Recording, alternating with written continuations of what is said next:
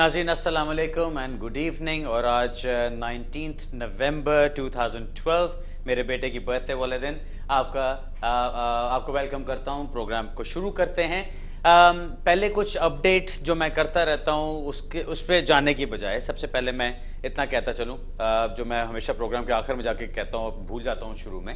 Birmingham में this Friday 24 नवंबर को लोगों से मुलाकात हो रही है। अगर आप मिलना चाहते हैं तो आप ऑब्वियसली फ़ोन करके ऑफिस में अपना इंटरेस्ट बुक करा सकते हैं और फिर हम वहाँ से आपकी अपॉइंटमेंट सेट करके और आपसे मुलाकात कर सकते हैं। सो बर्मिंघम ऑन द 24 नवंबर। जो केस लॉ के अंदर मैं जाना चाहता हूँ, अब मैंने लास्ट वीक भी डिस्कस किया था, दो नए केसेस, बड़े इंपॉर्टेंट केसेस हैं, बड़े अच्छे केसेस जिनके ऊपर हम आर्ग्यू कर सकते हैं। अब जो आज मैं बात करना चाहता हूँ वो बाय चांस ही कुछ लास्ट वीक में मेरे पास 3-4 ऐसे मैटर्स आए कि जहाँ पे मैंने सोचा था कि मैं ज़रूर अपने प्रोग्राम में इनका जिक्र करूँगा और इनको डिस्कस करूँगा। और वो मैटर्स हैं असाइलम के। असाइलम अब ऐसी चीज़ है कि कुछ साल पहले तक इसके ऊपर बहुत ज़ोर था, लोग बहुत ज़्यादा असाइलम के मैटर्स की तरफ जाते थे और फिर आहिस्ता आहिस्ता एक जो माइंडसेट बन गया, जो लोगों ने सोचना शुरू कर दिया, वो ये कि जी अब असाइलम नहीं होता। ऐसी बात नहीं है कि अब असाइलम होता नहीं है। पहले सिर्फ डिफरेंस क्या था, एक तो ये कि जो लोग इंडिया से हैं वो असाइलम अगर करते हैं तो उनको ये कहा जाता है कि इंडिया में एक प्रॉपर सिस्टम मौजूद है, एक पुलिस का सिस्टम मौजूद है, एक गवर्नमेंट का सिस्टम मौजूद है और उस सिस्टम को फॉलो अगर करते हैं तो आपको प्रोटेक्शन मिल सकती है अथॉरिटीज से। अगर आप और कंट्रीज को देखें, मैं उनकी बात कर रहा हूँ जिनके साथ मेरा बहुत ज़्यादा इंटरेक्शन रहता है। Obviously Pakistan is the next point जिसकी मैं बात करना चाहता हूँ। पाकिस्तान से जो लोग असाइलम करते हैं उनके लिए बहुत डिफरेंट ऑप्शंस होते हैं, वो अभी भी असाइलम कर सकते हैं। पाकिस्तान को सेफ कंट्रीज़ के अंदर तस्वर नहीं किया जाता है अभी। पाकिस्तान के जो डिफरेंट केसेस चलते हैं उसके अंदर औरतों के केसेस चलते हैं, जो डोमेस्टिक वायलेंस से रिलेटेड केसेस हैं, बिकॉज ये एक बहुत डॉक्यूमेंटेड किस्म की बात है कि पाकिस्तान में औरतों के ऊपर जो डोमेस्टिक वायलेंस किया जाता है, जो तशद्दुद किया जाता है, उसके खिलाफ अथॉरिटीज़ से मदद मिलना और मदद लेना और औरतों की तंजीमों से मदद लेना एक बहुत मुश्किल काम है। इसके ऊपर SNNHM एक केस आया था पहले, जो एक कंट्री गाइडेंस केस बना था। उसके बाद KA एंड अदर्स के नाम से केस आया था। उसके अंदर भी उन्होंने कहा था कि जी औरतों की अभी भी सूरत हाल इतनी अच्छी नहीं है, लेकिन हर केस को उसके सर्कमस्टांसेस के मुताबिक देखा जाए।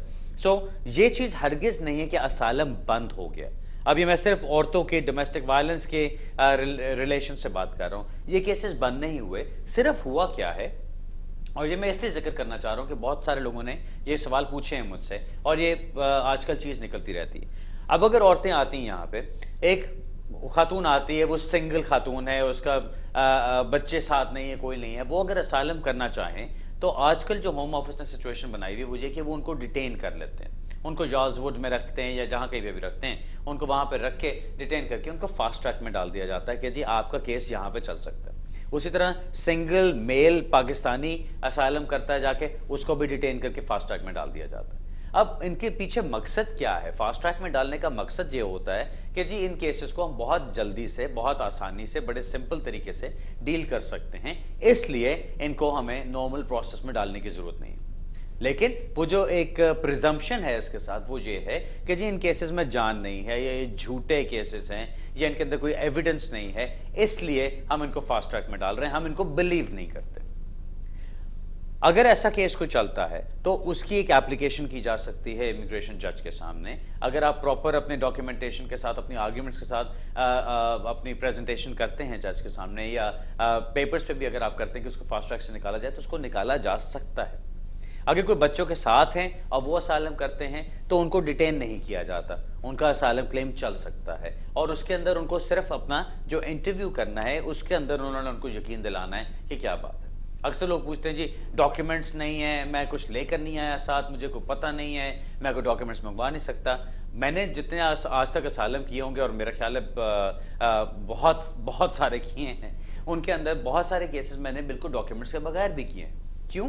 बिकॉज एक असाइलम सीकर को वो एक्सपेक्ट नहीं करते कि जब वो अपने मुल्क से जान बचाने के लिए भाग रहा है तो शायद अपना सूटकेस भर के डॉक्यूमेंट्स का लेके चलेगा, क्योंकि वो एक्सपेक्टेड चीज़ नहीं है। अगर आपकी क्रेडिबिलिटी इंटैक्ट रहती है तो हम कोर्ट में जाके इस चीज़ के ऊपर बात कर सकते हैं कि ये बात गलत है कि अगर इसके पास डॉक्यूमेंट्स नहीं तो इसके केस में कोई जान नहीं। सो वो भी चीज़ हो सकती है। ये तो वो एक कैटेगरी जो मैं एक पॉपुलर कैटेगरी की बात करूँ। पॉपुलर इसलिए कि ये बहुत ज़्यादा इसके ऊपर केसेस हमारे पास आते हैं, तो इसलिए मैं उसकी बात कर रहा हूँ। दूसरे जो केसेस चलते हैं, अब फॉर एग्जांपल अहमदी केसेस क्या हैं। अभी एक नया कंट्री गाइडेंस केस आया है अहमदीज के ऊपर। अब उसके अंदर क्या है, अब पाकिस्तानी कानून के मुताबिक अहमदीज को कानूनी तौर पे गवर्नमेंट की तरफ से या लॉ की तरफ से रिकग्नाइज नहीं किया जाता एज मुस्लिम्स।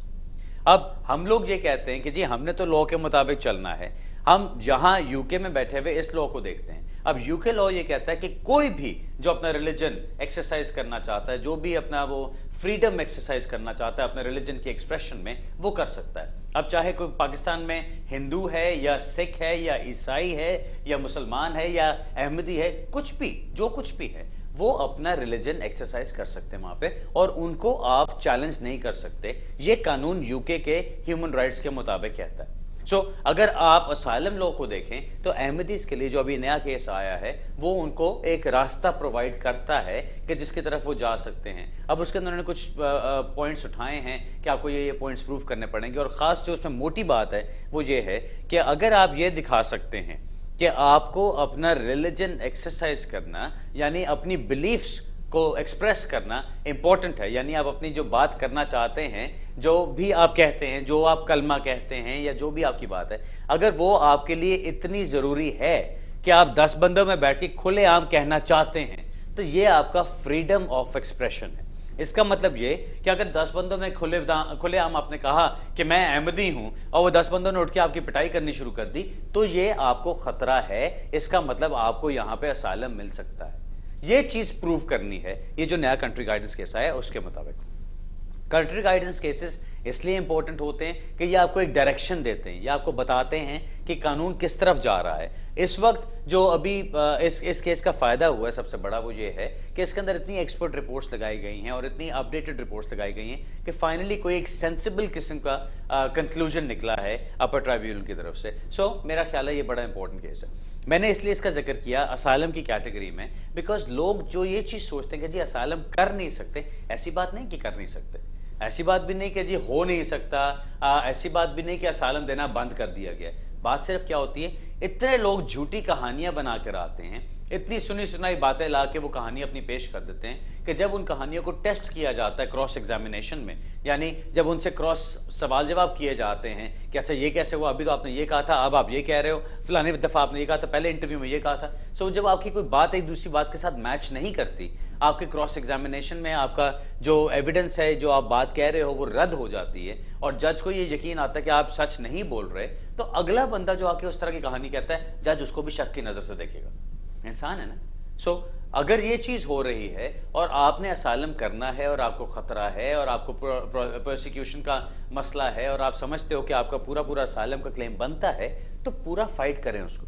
अगर होम ऑफिस रिफ्यूज करता है तो कोर्ट में लेके जाएं। अगर कोर्ट में आपको उसका अपील का राइट नहीं दिया जाता, सर्टिफाई कर दिया जाता है। सर्टिफाई करने का क्या मतलब है, आपने इंटरव्यू दिया जाके होम ऑफिस को, होम ऑफिस ने फैसला किया कि आपके केस में कोई जान नहीं है, आपका केस क्लियरली अनफाउंडेड है, इसलिए उसको सर्टिफाई कर दिया जाता है। अभी क्लियरली अनफाउंडेड का मतलब क्या है कि जी बिल्कुल ही कोई जान नहीं है इसमें, तो साफ नजर आ रहा है कि इसके अंदर बिल्कुल इसको कहानी को बनाया गया है और कुछ भी सच नहीं है इसमें। ऐसी सूरत में वो इसको सर्टिफाई कर देते हैं, जिसका मतलब ये है कि वो कहते हैं कि जी इसको तो राइट ऑफ अपील भी नहीं मिलना चाहिए, इसको इन कंट्री अपील नहीं मिलनी चाहिए, यानी ये कि इसको यूके से निकाल दिया जाए, इसको कंट्री के अंदर रहते हुए, यूके के अंदर रहते हुए अपील का मौका नहीं मिलना चाहिए। उस सूरत में जुडिशियल रिव्यू में जाएं, उसको चैलेंज करें, जुडिशियल रिव्यू में जाके हाई कोर्ट को अपना वो एविडेंस दिखाएं, वो सारा कुछ बताएं, वो अपनी स्टेटमेंट्स दिखाएं जिसके अंदर आप कहते हैं कि नहीं चांस बनता है। अगर कोई चांस बनता है, कम से कम चांस तो बने आपके केस को फाइट करने का, तो आपको उस पर अपील का मौका मिलना चाहिए। ये सारी वो बातें हैं जो अक्सर लोग नहीं जानते। मेरा मतलब इसको सिर्फ जिक्र करने का ये था कि कुछ इन्फॉर्मेशन आपको असाइलम के बारे में मिल जाए, बिकॉज बहुत अर्सा हो गया हमने असाइलम के बारे में कोई बात नहीं की थी। तो आज मैंने सोचा कि मैं शुरू इससे करता हूं। मेरा ख्याल है अब अपने सवाल जवाब की तरफ चलते हैं, सीधे पहली कॉल लेते हैं। जी हेलो हेलो हेलो हेलो जी हेलो जी बताइए, मैं सुन रहा हूं। अस्सलाम वालेकुम। वालेकुम। जी बुखारी साहब, I want to ask you few questions. I was granted discretionary leave last year Right. for 3 years. Mm-hmm. I just wanted to know how often I can go back to my country, Mm-hmm. and am I allowed to take benefits? If I do take benefits, does that count at when I renew my visa at the end of 3 years? Mm-hmm. What else? That's it. That's these two questions. These two Please. questions. You okay if I reply in Urdu? Hello? Okay. Yeah. Yeah. Oh, okay, fine. I'll just reply in Urdu so everybody can understand. इनका जो सवाल है वो ये है कि इनको description leave मिली है पिछले साल। डिस्क्रिप्शन लीव पिछले साल तक जो मिल रही थी वो 3 साल की मिलती थी। उस डिस्क्रिप्शन लीव के बाद ये पूछना ये चाह रहे हैं कि इनको ट्रैवल करना अलाउड है, कितने ऑफ्टन ये या कितनी रेगुलरिटी के साथ ये ट्रैवल कर सकते हैं। और दूसरी बात ये कि अगर ये बेनिफिट्स लेते हैं तो उन बेनिफिट्स का कोई इनको नुकसान होगा जब इन्होंने एक्सटेंशन के लिए अप्लाई करना होगा, जब इनके 3 साल कंप्लीट हो जाते हैं। जवाब यह है कि ट्रैवल करना चाहते हैं, जितना मर्जी ट्रैवल करना चाहें जरूर करें, उसमें कोई मसला नहीं है। सिर्फ एक चीज याद रखें, डिस्क्रिप्शन लीव आपको तब मिलती है जब आपने ये चीज प्रूव की कि आप इमिग्रेशन रूल्स में नहीं अप्लाई कर सकते, इमिग्रेशन रूल्स में आप पूरा नहीं उतरते, उसके तहत आपको कानून के तहत आपको नहीं मिलता, लेकिन सर्कमस्टांसेस आपके ऐसे हैं कि उसमें फिर भी आपको स्टेटस मिलना चाहिए।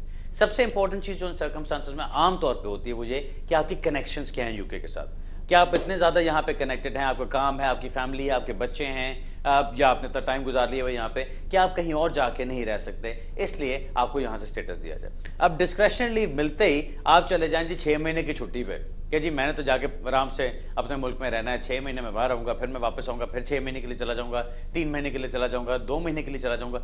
इसका मतलब ये हुआ कि आप बड़े सुकून से वहाँ रह सकते हैं।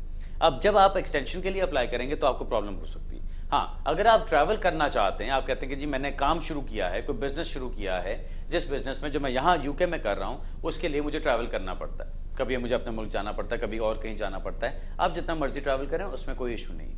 लेकिन याद ये रखें कि कॉमन सेंस की अप्रोच रखनी है। कॉमन सेंस की अप्रोच ये कहती है कि आपको डिस्क्रिप्शन लीव इसलिए दी गई कि आप यूके के साथ बहुत कनेक्टेड हैं, ज्यादा देर बाहर ना रहिए या इतनी दफा ना जाइए कि लगे कि जी यहाँ पे छुट्टियां गुजारने आते हैं, रहते एक्चुअली वहां पर हैं। डिस्क्रिप्शन लीव पे अगर आपने ये किया तो नुकसान होगा। हाँ, अगर आपको इंडेफिनिट लीव मिल चुकी हो तब आप 2 साल तक बाहर रह सकते हैं, लेकिन 2 साल के अंदर आपको एक दफा वापस आना फिर जरूरी है, बिकॉज अगर आप नहीं आते तो वो भी आपका गैप ऐसा हो जाएगा कि आपकी इंडेफिनिट लीव लैप्स हो जाएगी।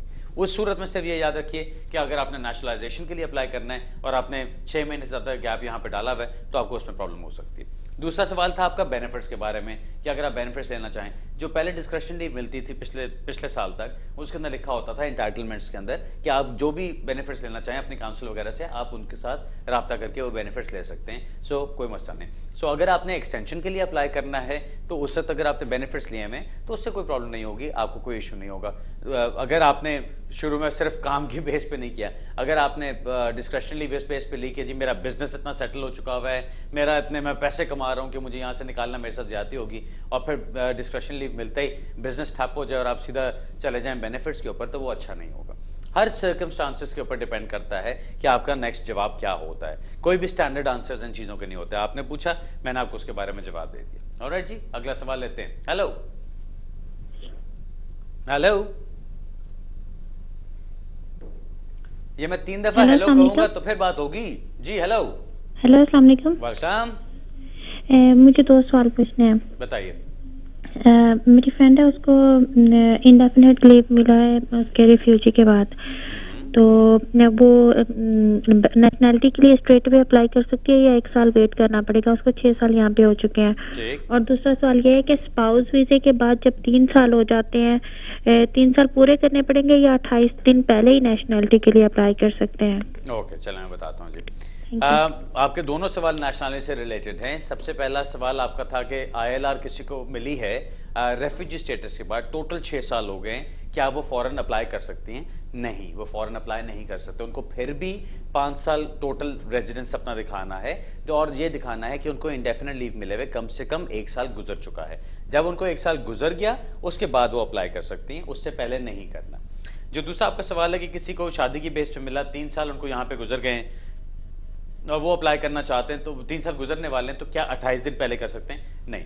जब आप लीव टू रिमेन की बात कर रहे होते हैं, लीव टू रिमेन की कोई भी एप्लीकेशन जब आपने करनी हो, वो आप up to 28 days before leave expiry कर सकते हैं। जब आप नेचुरलाइजेशन की बात कर रहे हैं तो आपकी लीव टू रिमेन खत्म नहीं हो रही है।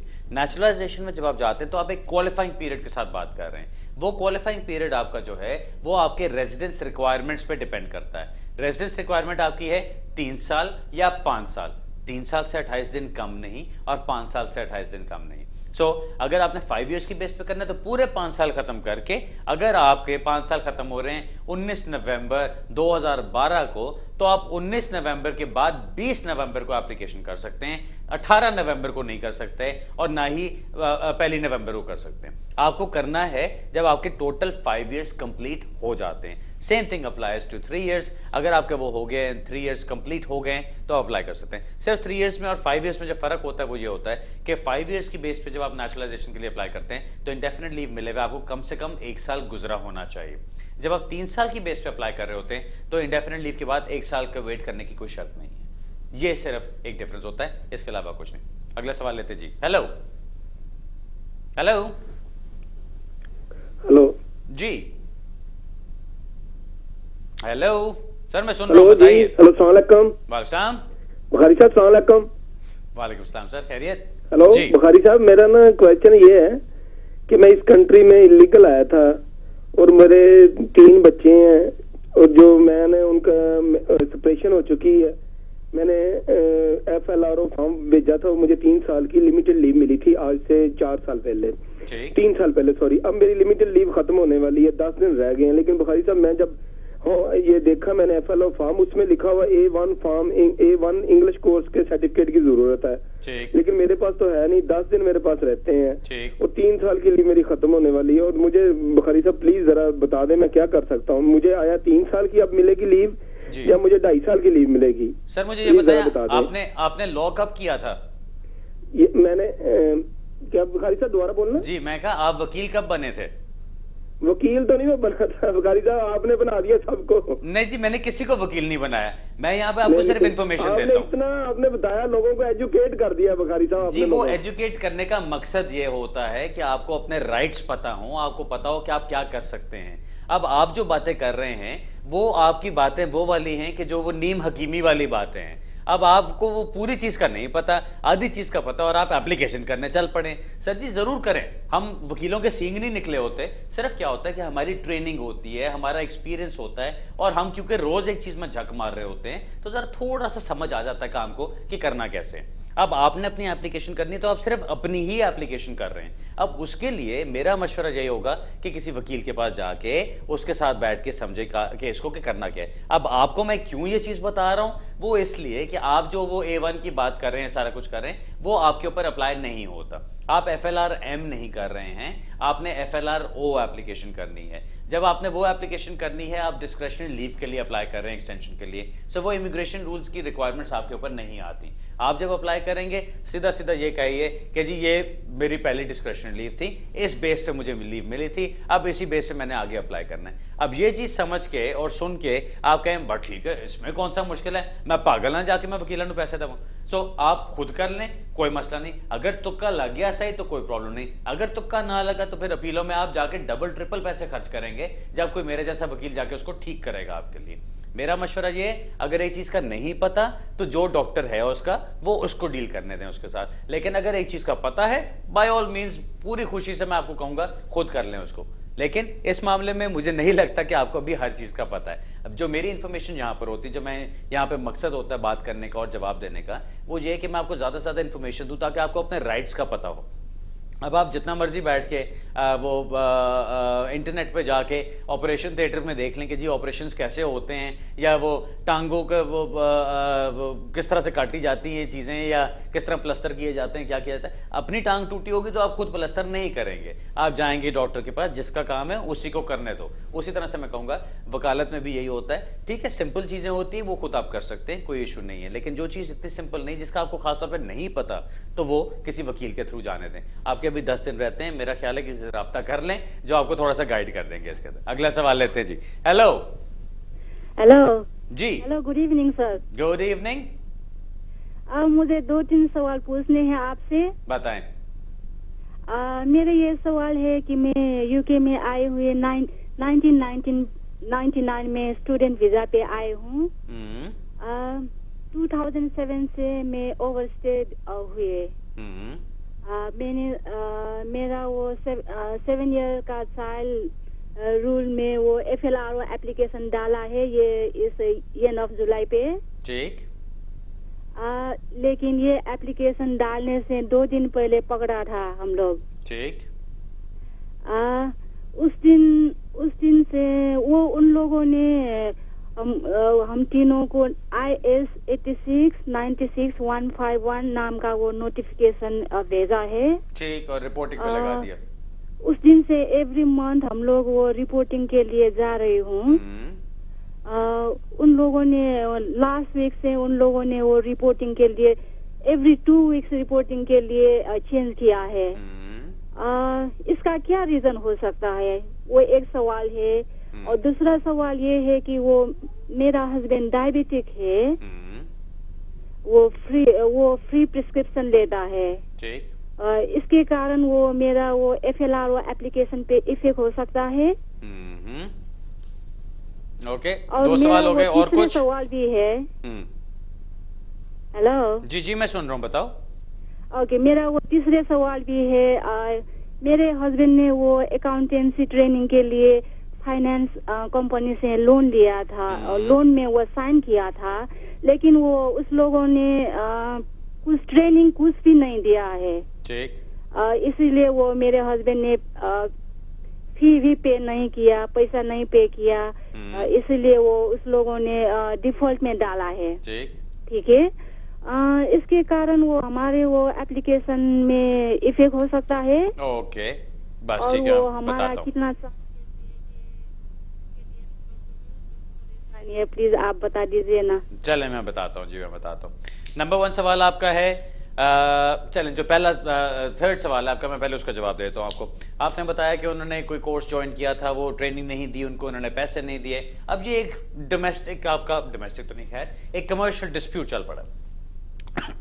उस कमर्शियल डिस्प्यूट का आपके इमिग्रेशन स्टेटस के साथ कोई ताल्लुक नहीं है। आपने एप्लीकेशन की हुई है, एप्लीकेशन आपकी ह्यूमन राइट्स ग्राउंड्स पे है, या अगर जुलाई के एंड में किया तो फिर उन्होंने पैराग्राफ 276 के तहत किया होगा, जो ADE है या अपेंडिक्स FM के अंदर, उसके अंदर किया होगा उसको। वो बिल्कुल एक डिफरेंट चीज़ है, उसमें आपको यहाँ पे घबराने की जरूरत नहीं कि इसका कोई डिस्प्यूट का या अगर कोई आपके खिलाफ काउंटी कोर्ट जजमेंट हो भी जाती है उससे कोई फर्क पड़ता है कि नहीं, उससे कोई फर्क नहीं पड़ता। So don't worry about that. जो पहला आपका सवाल था वो ये था कि आपको उन्होंने रिपोर्टिंग रिस्ट्रिक्शंस चेंज करके पहले 1 महीने पे बुलाते थे, अब उन्होंने 2 वीक्स पे बुला दिए। ऑनेस्टली इसकी कोई कॉमन सेंस अप्रोच मुझे तो समझ नहीं आती। अगर आप रेगुलरली जा रहे थे 1 महीने के बाद रिपोर्ट करने के लिए, तो सिर्फ यही हो सकता है कि कोई बोर हो रहा था वहाँ पे, उन्होंने कहा कि चलो इनको भी चेंज करते हैं, इनको क्यों 1 महीने में 1 दफ़ा बुलाया जाता है, इनको महीने में 2 दफ़ा बुलाते हैं। सो इसलिए उन्होंने वो चीज़ कर दी।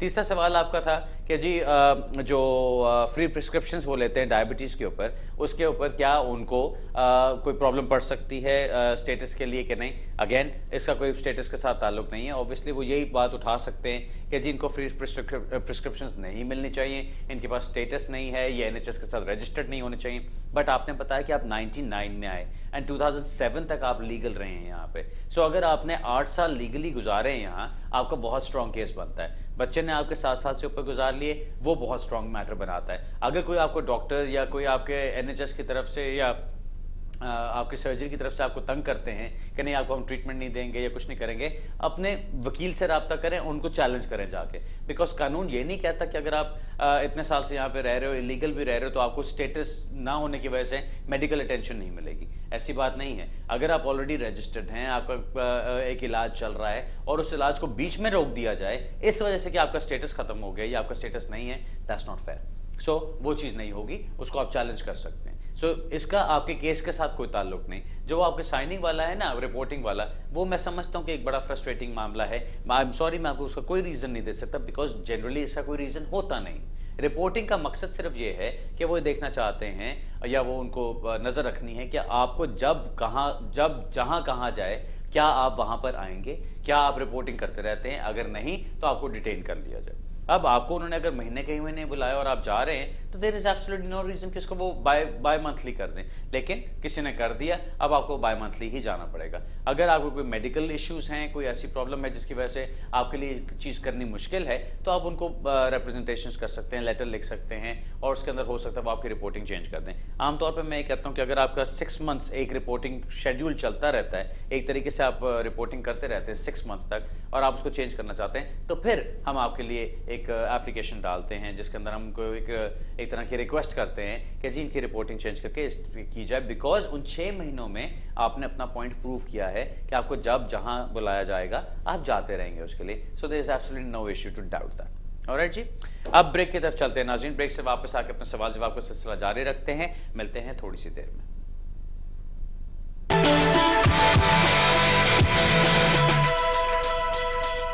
Communication 2000 ਹੁਣ जुड़े रहो साडे नाल। इंडिया वास्ते 2 pence per minute डायल करो 08449780027। पाकिस्तान वास्ते 10 pence per minute डायल करो 08449780027। Communication 2000। कोई कहंदा चांद तो पूछ, कोई कहंदा तारियां तो पूछ, क्यों ना मैं पूछां अपने सितारियां नु इन्हां दा हाल चाल, इन्हां दी कहानी, इन्हां दी ही जुबान। सब तो पहले तो उन्होंने मैंने कंफ्यूज करता कि तू एक्टिंग करना है तो फिर तू डायरेक्शन प्रोडक्शन च क्यों आना चाहता? तू सीढ़ी मार के बलाणो हट जा वे मैनू रोज दस तोड़ो हट जा। जेड़ा भी म्यूजिक दा शौकीन है, जिन्हें थोड़ा बहुत नाम सुने हैं जगजीत सिंह दा, वो आ जाता। शीशा हो या दिल हो आखिर टूटी जाता है। मैं तेरे पीछे बन जावा ओ खुदाई, मैं तेरे उत्ते मर जावा ओ खुदाई। अपने सितारे on Venus TV channel 805।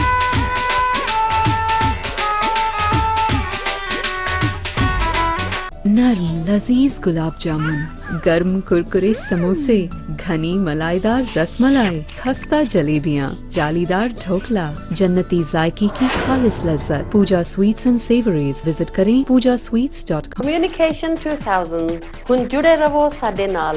India वास्ते 2 pence per minute डायल करो 08449780027। पाकिस्तान वास्ते 10 pence per minute डायल करो 08449780027। बांग्लादेश वास्ते 3p per minute डायल करो 08445990027। Communication 2000।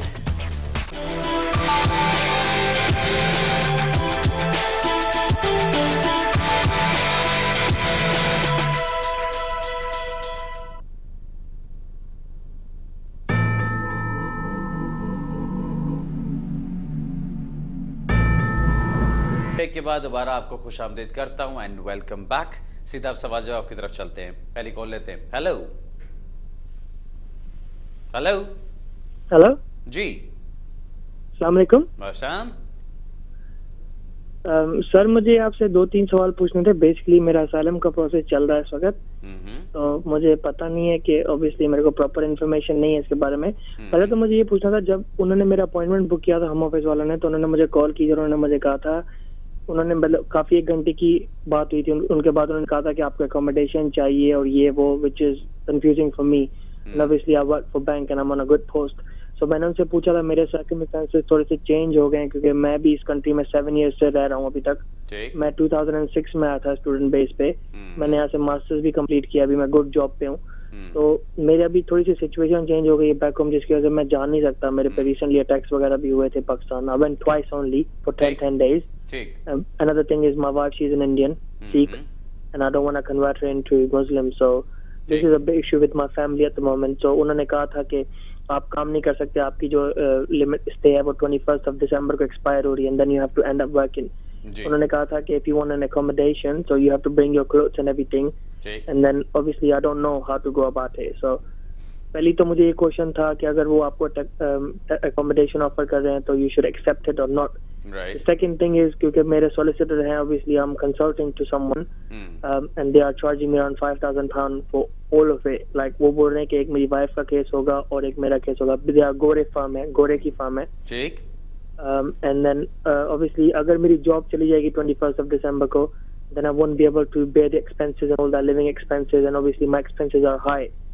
Okay. My question is, will there be any support after my work? My work permission will be ended because obviously I won't be allowed to work. Yeah. And then, if needed, government provide me. But because at the moment I'm not thinking to go on the government any money or anything. Right. But I might need it in the future because obviously my baby is on his way as well. Take. So I don't know how I'm gonna manage all this in one go. Right. And plus the pressure at the moment on me, home office and all that. How do I? So what do you suggest on that, please? Can I have a little bit of information on it, please? That would be appreciated. Thank you. जी मैं आपको बता तो देता हूँ, but I don't know how far I can actually help you with this because जो आप चीज़ें पूछ रहे हो वो आपके केस के साथ, आपके पर्टिकुलर फैक्ट्स के साथ है। आप ये बहुत शॉर्ट भी सवाल पूछ सकते थे मुझसे। वो सिंपली ये था कि मैं असाइलम कर रहा हूँ, अगर मुझे नेस सपोर्ट मिले तो क्या मुझे लेनी चाहिए कि नहीं लेनी चाहिए, अकोमोडेशन लेनी चाहिए कि नहीं। Those are the only 2 questions you have as far as accommodation is concern and support is concern. अगर आप असाइलम अप्लाई करते हैं और किसी असाइलम सीकर को ज़रूरत होती है कि उसके पास रहने की जगह नहीं है तो उसको रहने की जगह दी जाती है। अगर वो कहता है मेरे पास खाने पीने को पैसे नहीं है, अपना रेंट पे करने को पैसे नहीं हैं, तो उसको वो सब्सटेंस भी दी जाती है। सो ये दोनों चीज़ें आपको मिल सकती हैं। अब जब आप बात करते हो कि जी मेरा स्टैंडर्ड ऑफ लिविंग बड़ा हाई है, मेरे एक्सपेंसेस बहुत हाई हैं, तो क्या गवर्नमेंट उसमें मुझे हेल्प करेगी काम रोकने के बाद? जब आप असाइलम की तरफ जाते हो, आपका जो सारी एंटाइटलमेंट्स वगैरह हैं वो सारी आपके वीज़ा के साथ ख़त्म हो जाती हैं। सो आपको अगर उन्होंने असाइलम की तरफ लेके चलना है, अगर आपने असाइलम अप्लाई किया तो आपको काम करना अलाउड नहीं होगा अनलेस आपको स्पेसिफिकली इजाज़त दी जाए। आप ये रिक्वेस्ट कर सकते हैं कि जी जब मैं असाइलम करने जा रहा हूँ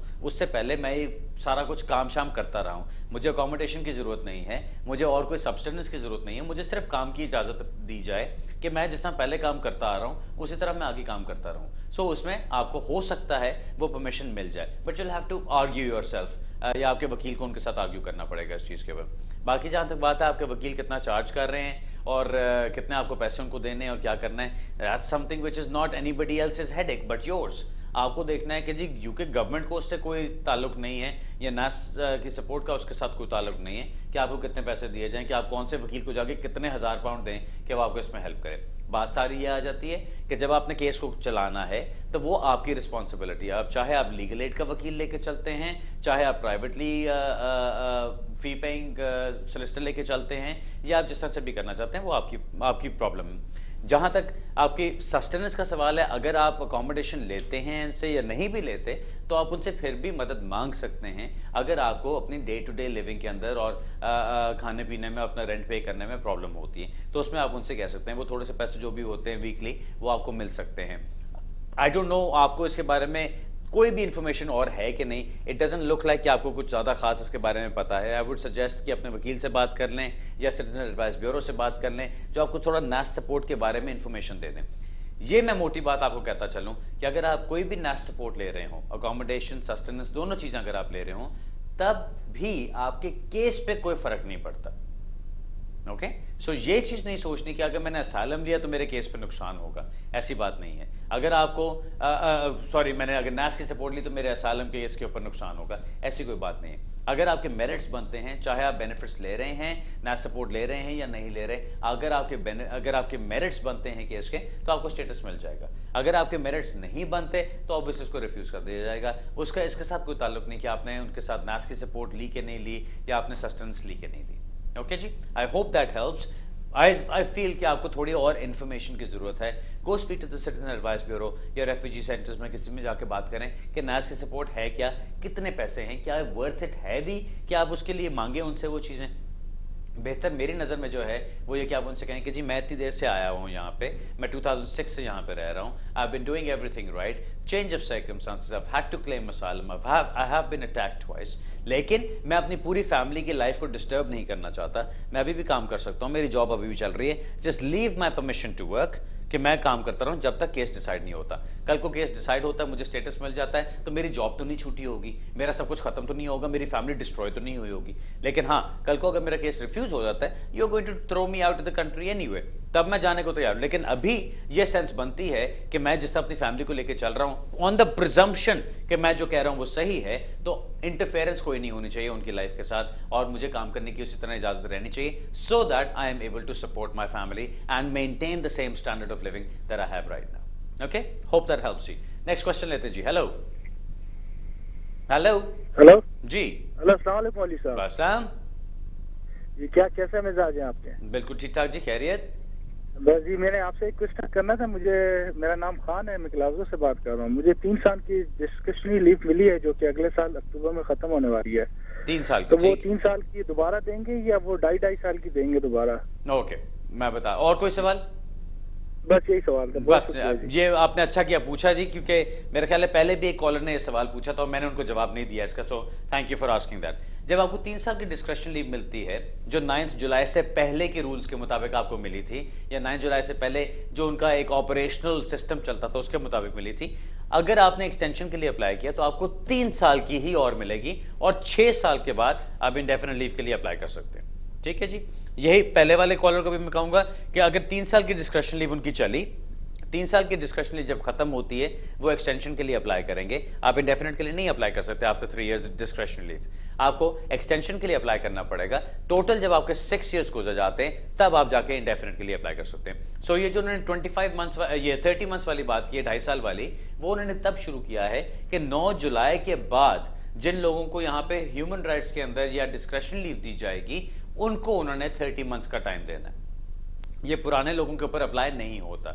और अभी तो एक और रीसेंट केस ऐसा भी आया है जिसमें कुछ डेट्स का भी जिक्र है कि कौन सी डेट से कौन सी डेट के दरमियान अगर आपने अप्लाई किया है तो आपको डिस्क्रिप्शन लीव ही मिलनी चाहिए। आप उसके ऊपर भी चैलेंज कर सकते हैं। आजकल होम ऑफिस काफ़ी बोंगियां मार रहा है। वैसे मैंने अभी एक शायद पिछली दफ़ा भी जिक्र किया था, एक केस अभी हमने किया था जिसमें उन्होंने एप्लीकेशन की थी लास्ट ईयर नवंबर में, इमिग्रेशन रूल्स के तहत पैराग्राफ 317 के तहत अप्लाई किया, होम ऑफिस ने रिफ्यूज किया, हमने अपील की, अपील जाके अलाउ हुई, अपील जाके ये अगस्त सितंबर में अलाउ हुई और उसके अंदर जब स्टेटस दिया गया तो उन्होंने फिर उठा के 30 मंथ्स का स्टेटस दे दिया। अब बिल्कुल वो गलत है, क्योंकि जब एप्लीकेशन की गई पैराग्राफ 317 के मुताबिक अगर आपको स्टेटस मिलता तो आपको इंडेफिनिट लीव मिलनी चाहिए थी। ठीक है, 9 जुलाई के बाद अपील सुनी गई, लेकिन अपील ह्यूमन राइट्स पे अलाउ नहीं की गई, अपील अलाउ की गई इमिग्रेशन रूल्स के ऊपर। अगर ऐसी सूरत है तो वो इमिग्रेशन रूल्स के तहत जो लीव मिलती है वही मिलनी चाहिए थी और वो सेटलमेंट की एप्लीकेशन थी। सो हम उसको चैलेंज कर रहे हैं और सारा कुछ कर रहे हैं, उसके ऊपर मामला लेके चल रहे हैं आगे। लेकिन इस वक्त ये सिचुएशन है कि होम ऑफिस का जो दिल करता है, जहां दिल करता है वो कर देते हैं सारा कुछ। ऊपर कहते हैं ठीक कराना है जाओ कोर्ट में जाओ, हाई कोर्ट में जाओ, खर्चा करो जाके, अगर फिर काम हो गया तो हम अपना एप्लीकेशन अपना डिसीजन विड्रॉ कर लेंगे और फिर ठीक कर देंगे। बहुत ज्यादती वाली बात। अगला सवाल लेते हैं जी। हेलो अस्सलाम वालेकुम अली भाई। वालेकुम। अली भाई मुझे आपसे 2 सवाल पूछने हैं। पहला सवाल तो मैंने अपनी बहन के लिए पूछना है कि वो इस कंट्री में ऑलमोस्ट 7 साल से हैं। ठीक। और उनका हस्बैंड और उनका एक बेटा है माशाल्लाह से 6 साल का। ये दोनों ब्रिटिश हैं, लेकिन मेरी बहन जो है वो ओवरस्टे हैं और अब वो सेपरेटेड भी हैं। उन्होंने अपने बेटे की बेस पे केस तो डाला है, 1.5 साल हो गया है, लेकिन अभी तक उस केस का कुछ हुआ नहीं है। तो वो मुझे पूछना था कि उनको क्या करना चाहिए और क्या होगा। ओके, अभी क्या किया है उन्होंने? तो आपने बताया कि मैं मेरे पास ILR तो है जी, बट मुझे पूछना था कि 3 साल के बाद मुझे मेरी सोलिसिटर ने कहा था कि आपने सिटीजनशिप के लिए अप्लाई करना है 2013 के जनवरी में। तो मेरा वैसे वीजा मुझे मिला था मई में, तो अब मुझे जनवरी में अप्लाई करना चाहिए या मई में? क्यों सोलिसिटर पे एतबार नहीं है आपको? हेलो, सोलिसिटर पे एतबार नहीं है आपको? इसका मतलब नहीं, वो तो आई थिंक 3 साल पहले था ना, तो रूल्स लॉज वगैरह चेंज हुए होंगे ना, तो इसलिए मैं कह रही हूं। ओके चलें ठीक है, मैं बताता हूं जी आपको। जो आपका पहला वाला सवाल है ये वाला कि 3 इयर्स के बाद आपने करना है या कब करना है।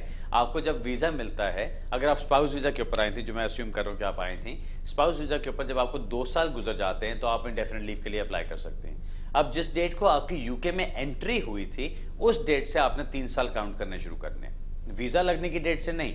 जिस डेट को आपकी एंट्री हुई वहां से आपने 3 साल काउंट करने हैं। तो वो जब आपके हो जाते, बिकॉज जब आपकी एंट्री हुई और आप एंट्री क्लियरेंस के ऊपर आई थी तो आपका लीगल स्टेटस वहीं से शुरू होता है। आपके लीगल जो टाइम सारा गुजरा है वो अगर 3 साल आपके गुजर गए हैं, जिस डेट को आपके वो 3 साल कंप्लीट होते हैं उससे अगले दिन आप अप्लाई कर सकते हैं उसके लिए नेचुरलाइजेशन के लिए, क्योंकि इंडेफिनिटली तो आपको ऑलरेडी मिल चुकी भी होगी।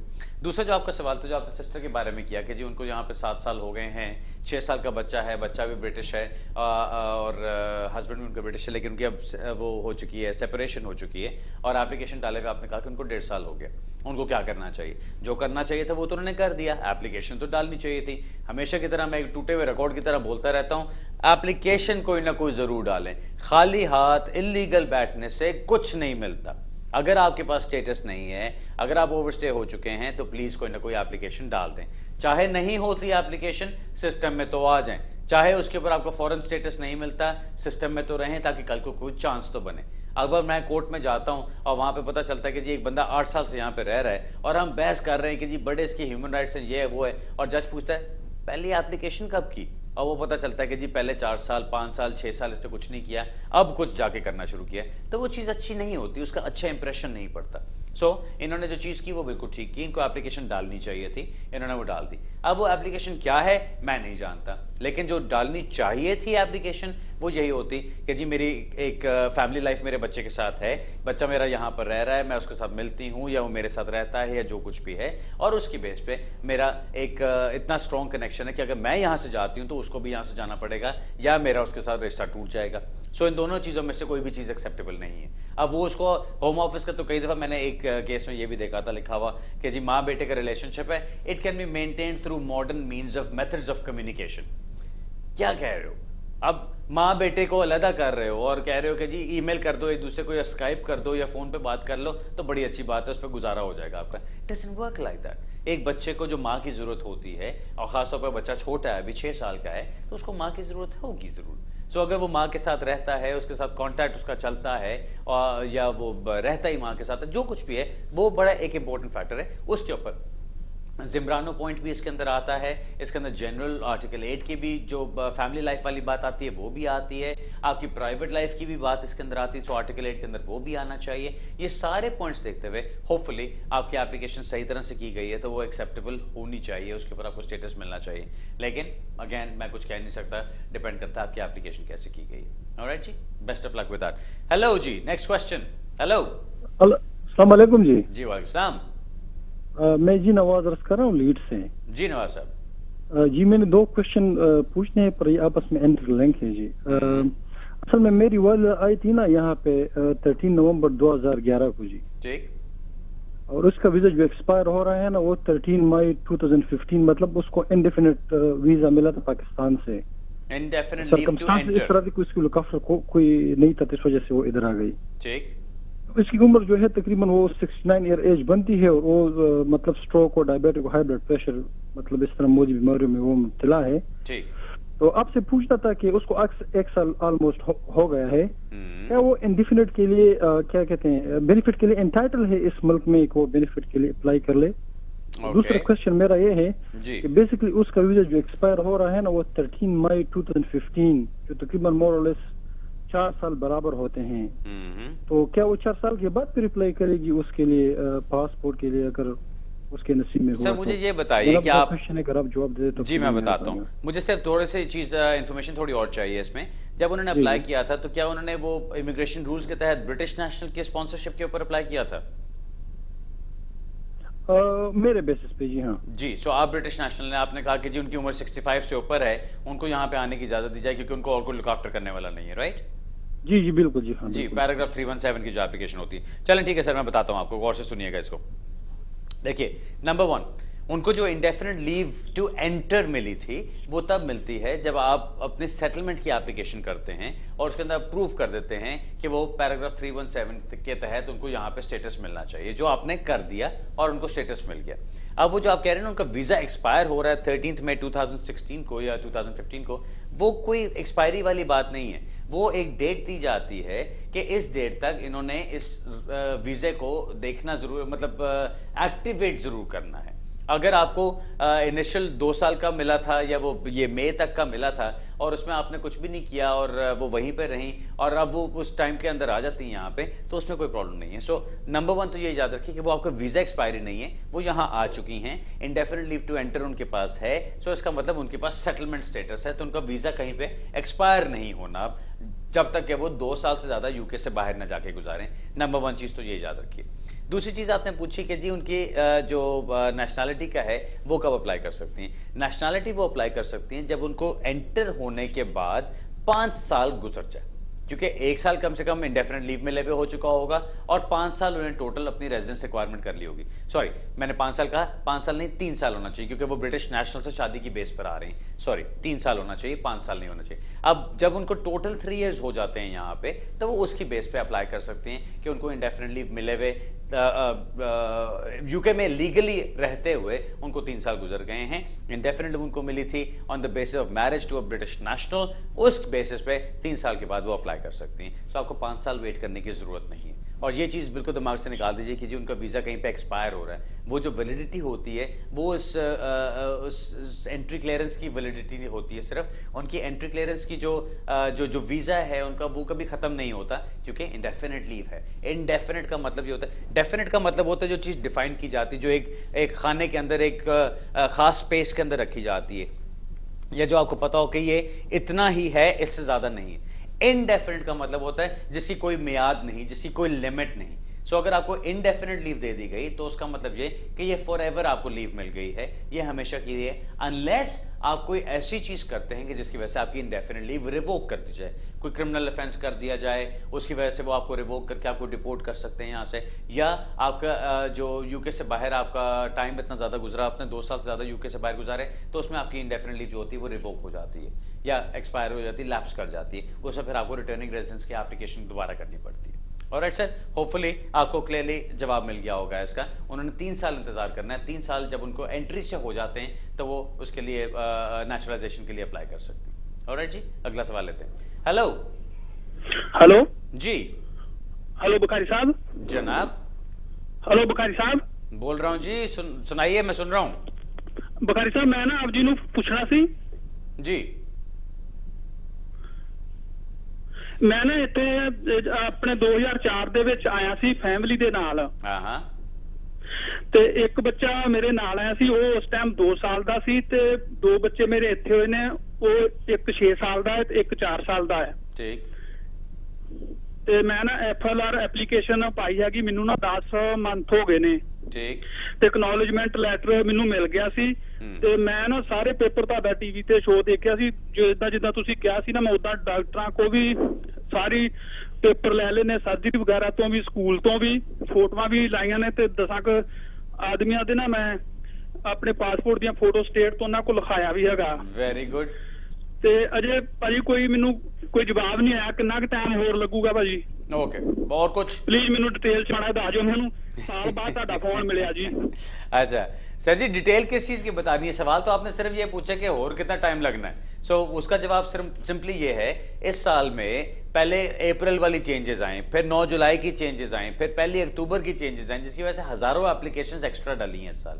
सो हुआ ये कि पिछले साल के शुरू में, इस टाइम पिछले साल मैं अगर कोई एप्लीकेशन करता था FLR की, तो मैं कहता था कि जी 2-3 महीने में आपको जवाब आ जाएगा इसका। हुआ क्या है, ये इतना टाइम बढ़ गया है कि 10 महीने 11-12 महीने तो आराम से लग रहे हैं। मेरे पास अभी जो डिसीजंस आ रहे हैं, पिछले हफ्ते जो डिसीजंस आए हैं, वो पिछले साल अक्टूबर-नवंबर की एप्लीकेशंस के आ रहे हैं। सो मेरे मुताबिक तो 1 साल वो लगा रहे हैं बैंक के भी ईजिली। सो अगर इतना टाइम लग रहा है, आपको 10 महीने हो गए हैं, अभी 2-3 महीने में आपको उसका जवाब आ जाना चाहिए, जो भी होगा। दूसरी बात, जो आपने सारे डॉक्यूमेंट सही लगा के भेजे, आई होप कि आपने जो अपनी एप्लीकेशन भरी वो सही तरह से भरी, उसमें कोई गलतियां नहीं की, सारी इन्फॉर्मेशन दी वहाँ पे, आपके बच्चों को इतना टाइम हो गया यहाँ पे, ये सारी चीज़ें इकट्ठी करते हुए इसकी बेस पे केस तो आपका स्ट्रॉन्ग बनता है। सो यहाँ पे ये भी बात भी है कि अगर आपका 7 साल कंप्लीट नहीं होते किसी वजह से, या वो नहीं मानते बच्चों को 7 साल हुए हैं, तो अगर आपका कम भी टाइम हुआ तो उसको भी कंसिडर किया जा सकता है। क्योंकि जैसा मैंने पिछले हफ्ते बताया था, वो जो केस एक आया है जो कहता है कि जी अगर आपको इमिग्रेशन रूल्स में आपका स्टेटस नहीं बनता तो आर्टिकल 8 के ऊपर फिर भी आपको देखा जाएगा और उसके अंदर फिर भी आपके केस पे फैसला होना चाहिए। So I would say best of luck sir जी, घबराओ नहीं, सिर्फ इस चीज़ पे मत परेशान हो कि जी 10 महीने हो गए। बहुत सारे लोग इंतजार कर रहे हैं, मैंने बहुत सारी एप्लीकेशंस की हुई और हम उनका इंतजार कर रहे हैं कि 1-1 साल हो गया अभी तक उनके जवाब नहीं आए। उसमें घबराने वाली कोई बात नहीं है, सिर्फ रश बहुत बढ़ गया है, इस वजह से उसमें डिलेज हो रही है। ऑलराइट जी, होपफुली आपको भी जवाब समझ आ गया होगा।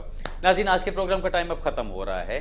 प्रोग्राम के शुरू में मैंने बताया था कि इंशाल्लाह at the end of this week, ये जो फ्राइडे है 24 को, मैं बर्मिंघम जा रहा हूँ, वहाँ पे लोगों से मुलाकात होगी। आज एक और साहब कह रहे थे कि जी शेफील्ड का भी चक्कर लगाएं, शेफील्ड में कोई अपॉइंटमेंट्स बनाएं। अगर आप समझते हैं कि शेफील्ड में इतने लोग हैं जो कि मिलना चाहते हैं मुझसे, तो आप ऑफिस में फ़ोन करके हमारे अपना इंटरेस्ट रजिस्टर कर सकते हैं, और उसमें जब मेरे पास इकट्ठी इतनी अपॉइंटमेंट्स हो जाएंगी कि मैं एक दिन आ सकूँ, तो फिर मैं एक दिन सेटअप करके वहाँ पे जाके लोगों से मिल लूँगा। मैं इस तरह से ही करता हूँ। सो कहीं और का भी कोई इंटरेस्ट हो तो आप मुझे बता सकते हैं, और फिर उसके मुताबिक हम कुछ अरेंजमेंट कर सकते हैं।